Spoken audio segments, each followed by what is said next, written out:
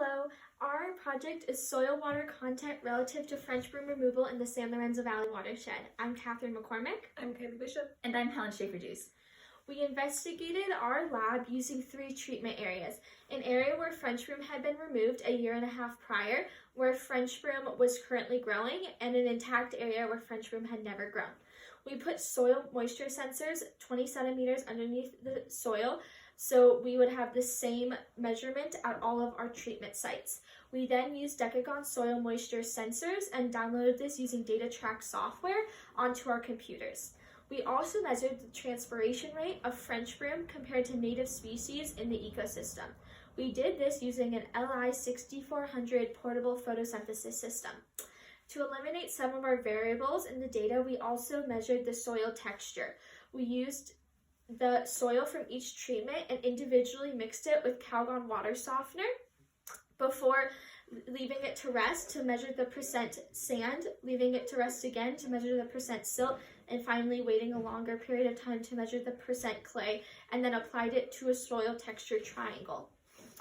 We hypothesized that French broom removal would have the highest soil moisture and that the transpiration rate of French broom would be higher than native species in the ecosystem. This is our graph for the soil moisture of each area. Here you can see that soil moisture in the area that had never had French broom growing in it was the lowest, then areas where broom was still growing, and finally areas where broom had been removed.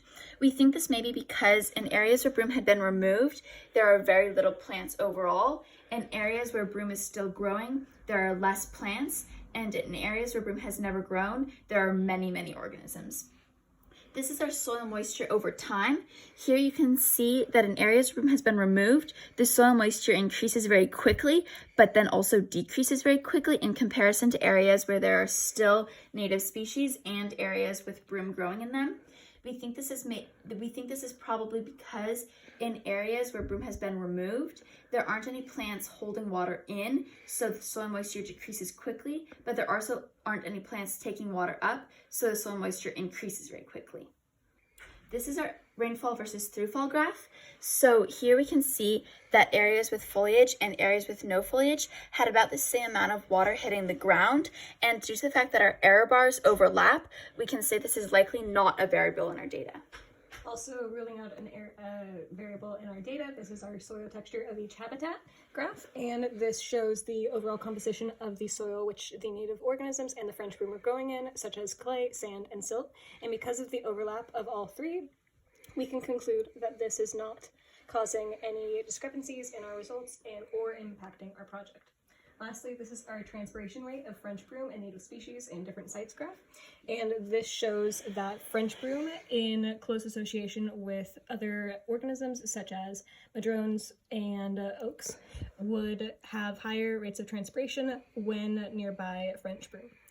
Overall, we found that the area with removed French broom had higher soil moisture content, and that transpiration rates of native organisms and French broom increased when by other French broom. Thank you.